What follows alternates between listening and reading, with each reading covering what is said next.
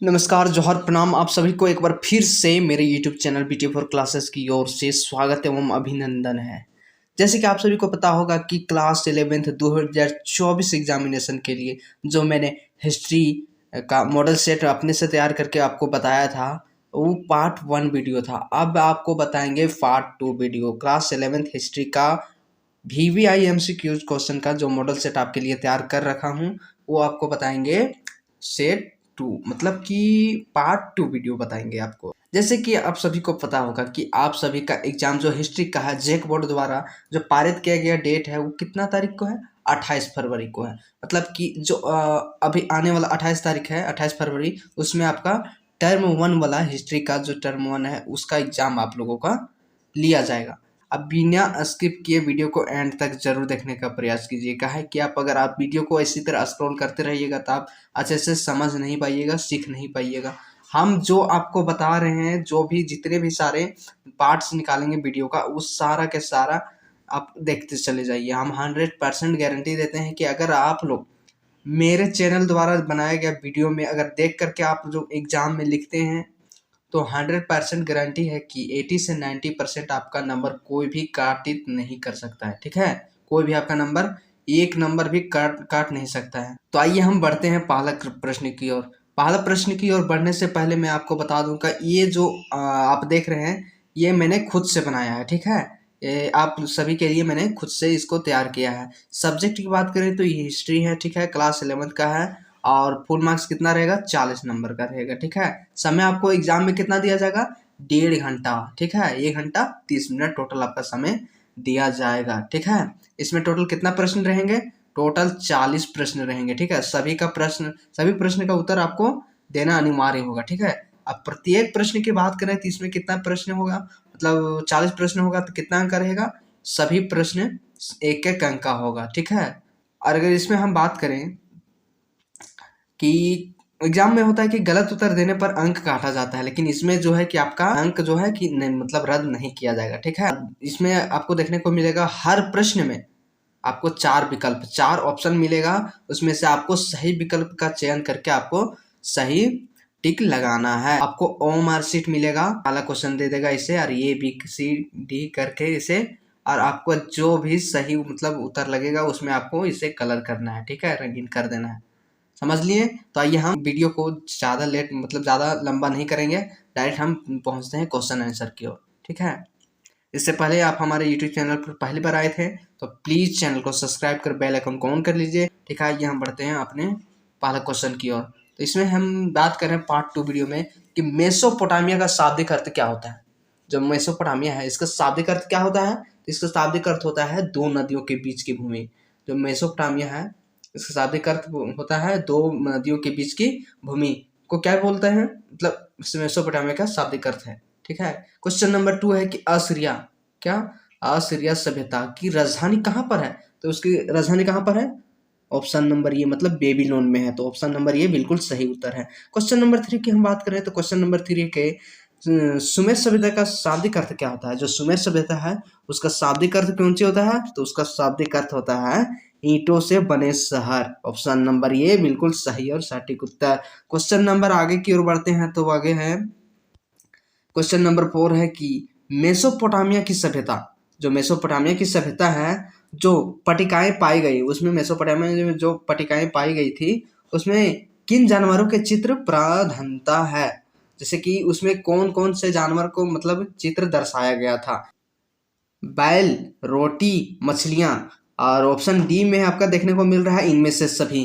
जैसे कि आप सभी मतलब पढ़े होंगे चैप्टर वाइज, तो उसमें बताया गया होगा जो मेसोपोटामिया सभ्यता में जो पट्टिकाएं पाई गई थी, उसमें अगर चित्र बनाया गया मतलब आपको मिला था, उसमें किस किस चीज़ का? बैल, मछली और रोटियां का भी चित्र बनाया गया था। तो आप ऑप्शन नंबर डी में आप लोग देख रहे हैं कि इनमें से सभी, मतलब 3 ऑप्शन में तीनों सही है कि तीनों भी चीज का वहां पर चित्र बनाया गया था। तो ऑप्शन नंबर डी बिल्कुल सही उत्तर।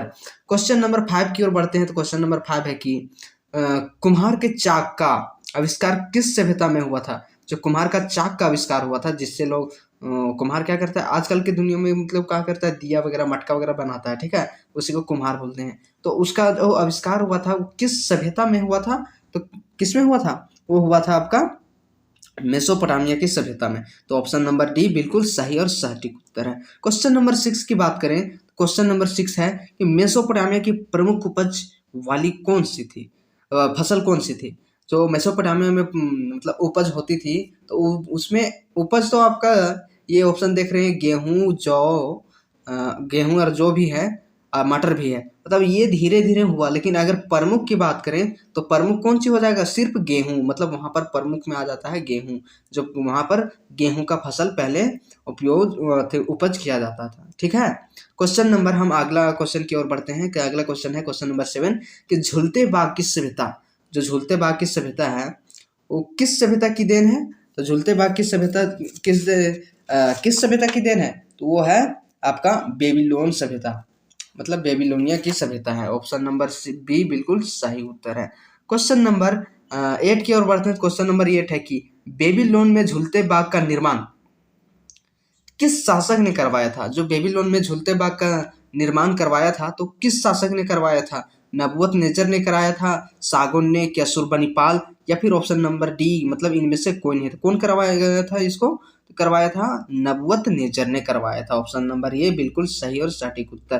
क्वेश्चन नंबर 9 की ओर बढ़ते हैं। क्वेश्चन नंबर 9 है कि किस पुस्तक में जल प्लावन की घटना आती है। जो पुस्तक है कि कौन सा पुस्तक में जल प्लावन की घटना को विस्तारित किया गया था। तो बाइबिल, ऑप्शन नंबर ये है कि Bible, Gita, option number C है ओल्ड टेस्टामेंट, और ऑप्शन नंबर डी कोई कोई नहीं। तो इसमें से जो आप देख रहे हैं ऑप्शन नंबर ये बाइबिल, वो बिल्कुल सही और सटीक उत्तर है। ऑप्शन नंबर ये बिल्कुल सही उत्तर है। क्वेश्चन नंबर, हम अगर 10 की बात करें कि मिस्र सभ्यता का विकास किस नदी के किनारे हुआ था। तो किस नदी के किनारे हुआ था, तो हुआ था वो नील नदी के किनारे। ऑप्शन नंबर ये बिल्कुल सही उत्तर आपका, नील नदी के किनारे जो मिस्र की सभ्यता का विकास हुआ था, किस नदी के किनारे, नील नदी के किनारे।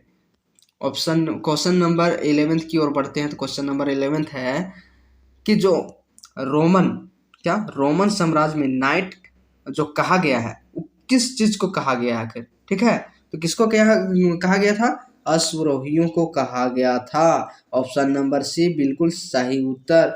क्वेश्चन नंबर हम 12 की बात करें तो क्वेश्चन नंबर 12 है कि जब रोम जल रहा था, क्या कर रहा था, जल रहा था, तो राम का कौन सा शासक बांसुरी बजा रहा था। जब रोम जल रहा था तो राम का कौन सा शासक था जो बांसुरी बजा रहा था।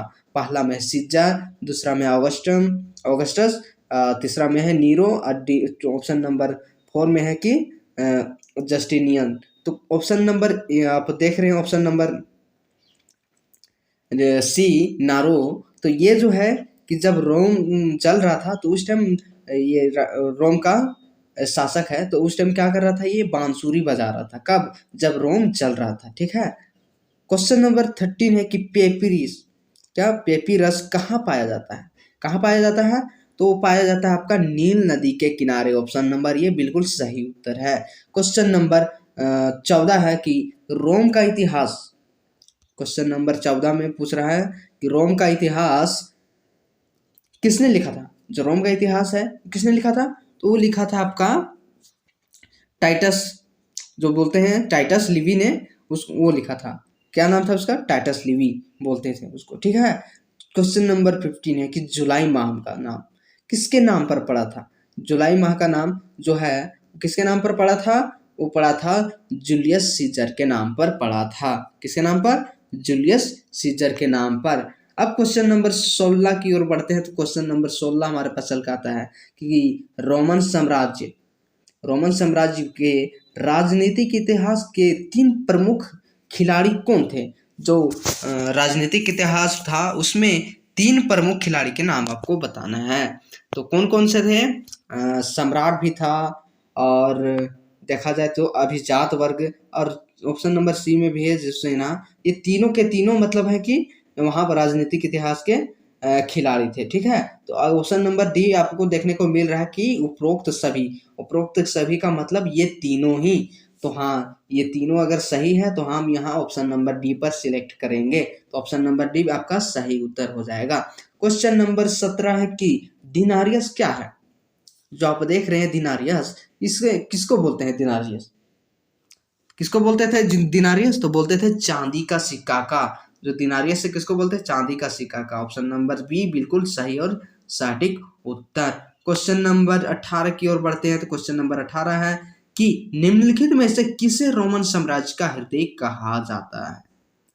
अब देखिए, रोमन साम्राज्य का हृदय किसे कहा जाता है? फिर रोमन साम्राज्य का हृदय कौन है? आपको सवाल पूछेगा तो आप अच्छा से बता दीजिएगा। तो किसको बोला जाता है? वो रोमन साम्राज्य का हृदय बोला जाता है भूमध्य सागर को। ऑप्शन नंबर सी बिल्कुल सही उत्तर। भूमध्य सागर को ही क्या बोला जाता है? रोमन साम्राज्य का हृदय बोला जाता है। अब अगला क्वेश्चन है क्वेश्चन नंबर 19 कि स्पेन खालिस्तान के व्यापार के लिए प्रसिद्ध था। स्पेन जो था वो किस चीज के लिए, किस किस चीज के व्यापार के लिए प्रसिद्ध था? तो वो था जैतून का तेल के लिए। ऑप्शन नंबर ये बिल्कुल सही उत्तर। क्वेश्चन नंबर 20 की ओर बढ़ते हैं। तो क्वेश्चन नंबर 20 है कि पेपायरस, ये जिसको पेपिरस बोलते हैं, तो इसका ये क्या चीज था या फिर क्या है पेपिरस? ठीक है, तो ऑप्शन नंबर ये है पत्थर, ऑप्शन नंबर बी है पौधा, ऑप्शन नंबर सी है धातु, ऑप्शन नंबर डी है ग्रंथ। तो आप देख रहे हैं कि जो ऑप्शन नंबर बी है पौधा, तो ये बिल्कुल सही उत्तर है। मतलब पेपिरस का अर्थ क्या चीज होता है? पौधा होता है। पौधा को क्या बोलते हैं? पेपिरस या फिर पेपायरस। ठीक है, क्वेश्चन नंबर 20 और की बढ़ते हैं। तो क्वेश्चन नंबर 20 और है कि हजरत मोहम्मद का जन्म कब हुआ था? जो हजरत मोहम्मद था उसका जन्म आखिर कब हुआ था? 460 ईस्वी में, 570 ईस्वी में, या फिर 622 ईस्वी में, या ऑप्शन नंबर डी 670 ईस्वी में? तो कब हुआ था? ऑप्शन नंबर बी बिल्कुल सही उत्तर है। मतलब 570 ईस्वी में हजरत मोहम्मद सिंह साहब का जन्म हुआ था। क्वेश्चन नंबर अगर हम बात करें 22 का, क्वेश्चन नंबर 22 है कि पैगंबर मोहम्मद साहब का वास्तविक नाम क्या था? जो पैगंबर मोहम्मद साहब था उसका वास्तविक नाम क्या था? अहमद हसन हुसैन आरिफ। तो इसका जो नाम था, वास्तविक नाम, तो क्या चीज था? वो था हसन। ऑप्शन नंबर ये बिल्कुल सही उत्तर। क्वेश्चन नंबर हम बात करें 23 का, तो क्वेश्चन नंबर 23 चल के आ रहा है कि जिमी किसे कहा जाता है? जैसे आप लोग पेपिरस के बारे में जान लिए, तो इसी तरह आपको बताना है कि जिमी, आखिर जिमी क्या है, किसको बोलते हैं जिमी? क्या, किस चीज को बोला गया है जिमी? तो किसको कहा गया है? ऑप्शन नंबर बी में आप लोग देख पा रहे हैं कि यूनानी को बोला गया था जिमी। ऑप्शन नंबर ये बिल्कुल सही उत्तर। ठीक है, किसको बोला गया है? यूनानी को जिमी बोला गया है। क्वेश्चन नंबर 24 की ओर बढ़ते हैं। क्वेश्चन नंबर 24 है कि हिजरी संवत का आरंभ कब से होता है? तो कब होता है? 622 में ईस्वी में, या फिर 522 ईस्वी में, 722 ईस्वी में, या फिर 422 ईस्वी में? तो कब होता है? 722 ईस्वी में। मतलब ऑप्शन नंबर ये बिल्कुल सही उत्तर। क्वेश्चन नंबर हम 25 का बात करें तो 25 है क्वेश्चन नंबर कि अल्ब रूनी के किस पुस्तक का रचना की थी? अल्ब रूनी ने किस पुस्तक का रचना की थी? तो कौन सा पुस्तक? तो ऑप्शन नंबर आप लोग देख पा रहे हैं कि ऑप्शन नंबर ये है किताब अल बुखाला। तो जो अबरूनी ने पुस्तक का रचना किया था, कौन सा पुस्तक का? यहाँ पर किया था किताब अल बुखाला, किस पुस्तक का रचना की थी? तो ऑप्शन नंबर ये बिल्कुल सही उत्तर। क्वेश्चन नंबर हम 26 की बात करें तो 26 है कि नई फारसी, जो नई फारसी है उसका कविता का जनक किसे माना जाता है? नई फारसी का कविता का जनक किसे माना जाता है? तो उस किसको माना जाता है? रुदकी को माना जाता है। ऑप्शन नंबर सी बिल्कुल सही और सटीक उत्तर है। क्वेश्चन नंबर 27 की ओर बढ़ते हैं। तो क्वेश्चन नंबर 27 है कि निम्नलिखित में से भूगोल वेता कौन है? निम्नलिखित में से भूगोल वेता कौन है? तो ऑप्शन नंबर आप लोग देख पा रहे हैं सी, अल ख्वारिज्मी भूगोल वेता का नाम है। क्वेश्चन नंबर 28 है कि क्वेश्चन मोहम्मद साहब का पत्नी का क्या नाम था? जो मोहम्मद साहब का पत्नी थी उसका क्या नाम था? तो उसका नाम था, ऑप्शन में दिया गया है खदीजा, अमीना, फतिमा या सलमा। तो क्या नाम था? जो मोहम्मद साहब की पत्नी का नाम था वो क्या नाम था? उनके पत्नी का नाम था खदीजा। क्या नाम था? खदीजा। तो ऑप्शन नंबर ये बिल्कुल सही उत्तर है। मोहम्मद साहब की पत्नी का कौन सी नाम था? खदीजा नाम था। ठीक है, क्वेश्चन नंबर 29 की ओर बढ़ते हैं। तो क्वेश्चन नंबर 29 है कि किसने दूरबीन और कुतुबनुमा का आविष्कार किया था? कौन किया था? चीनियों ने किया था। कौन किया था? चीनियों ने। ऑप्शन नंबर बी बिल्कुल सही उत्तर। क्वेश्चन नंबर 30 है कि गजनी सल्तनत की स्थापना कौन था? संस्थापक कौन था? गजनी सल्तनत का संस्थापक कौन था? कौन था? ऑप्शन नंबर जो सी है, ठीक है, बिल्कुल सही उत्तर। कौन? महमूद गजनवी ने किया था। महमूद गजनवी ने किया था। क्वेश्चन नंबर 31 की बात करें तो क्वेश्चन नंबर 31 हमारे पास चल के आता है कि लुई 14वां के निरंकुशतम राजतंत्र को किसने संभव बनाया था? कौन बनाया था? वो बनाया था आपका ऑप्शन नंबर सी, मतलब रिसलू और मेजारिन ने इसको संभव बनाया था। ऑप्शन नंबर सी बिल्कुल सही और सटीक उत्तर है। क्वेश्चन नंबर 32 की बात करें तो 32 है कि सामंती व्यवस्था का मुख्य आधार क्या है? तो सामंती व्यवस्था का मुख्य आधार है सेवा। ऑप्शन नंबर बी बिल्कुल सही उत्तर। क्वेश्चन नंबर 33 की बात करें तो 33 है कि डॉन किकजॉट उपन्यास में किस वर्ग का प्रमुखता से चित्रण किया गया है? तो किससे किया गया है? वो किया गया है आपका नाइटों का। किसका किया गया है? नाइटों का किया गया। ऑप्शन नंबर ये बिल्कुल सही उत्तर। क्वेश्चन नंबर 34 है कि रोमन चर्च, जो रोमन चर्च है उसका प्रधान कौन था? रोमन चर्च का प्रधान कौन है? वो है पोप। ऑप्शन नंबर ये बिल्कुल सही और सटीक उत्तर है। क्वेश्चन नंबर 35 की ओर बढ़ते हैं। तो क्वेश्चन नंबर 35 है कि टाइथ किस प्रकार का कर था? जो टाइथ है किस प्रकार का कर था? वो किस प्रकार का कर था? वो था धार्मिक कर था। कैसा? धार्मिक कर। ऑप्शन नंबर सी बिल्कुल सही उत्तर। अब बात करें 36 का, क्वेश्चन नंबर 36 का कि धर्म सुधार आंदोलन के सर्वप्रथम प्रवर्तक कौन थे? जो धर्म सुधार आंदोलन का प्रवर्तक था मार्टिन लूथर। ऑप्शन नंबर ये में आप लोग देख पा रहे हैं मार्टिन लूथर, ये बिल्कुल आपका सही हो जाएगा।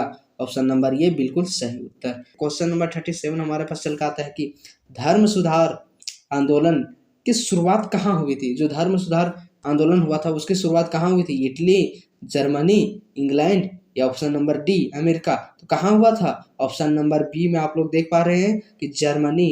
तो जर्मनी में धर्म सुधार आंदोलन हुआ था। तो ऑप्शन नंबर बी बिल्कुल सही और सटीक उत्तर। क्वेश्चन नंबर 38 है सामंतवादी अधिकृत व्यवस्था की सबसे छोटी इकाई क्या थी?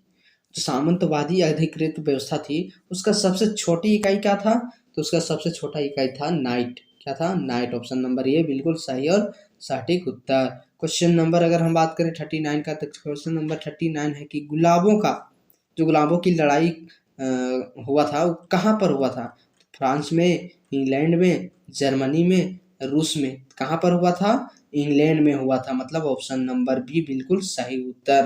गुलाबों की लड़ाई इंग्लैंड में हुई थी। क्वेश्चन नंबर 40 की ओर बढ़ते हैं और इस पार्ट का लास्ट क्वेश्चन है वो क्वेश्चन नंबर 40। तो आइए हम बताते हैं क्वेश्चन नंबर 40 की ओर बढ़ते हैं। तो क्वेश्चन नंबर 40 है कि डिवाइन कॉमेडी के लेखक कौन थे? जो डिवाइन कॉमेडी है उसका लेखक कौन है? ऑप्शन नंबर ये बिल्कुल सही और सटीक उत्तर। आज की वीडियो में इतना ही। अब हम आपके लिए लेकर आएंगे history part 3 11th class JAC board द्वारा जो पारित किया गया क्वेश्चन है उसको चयन करके आप लोगों के बीच लाऊंगा। कौन सा?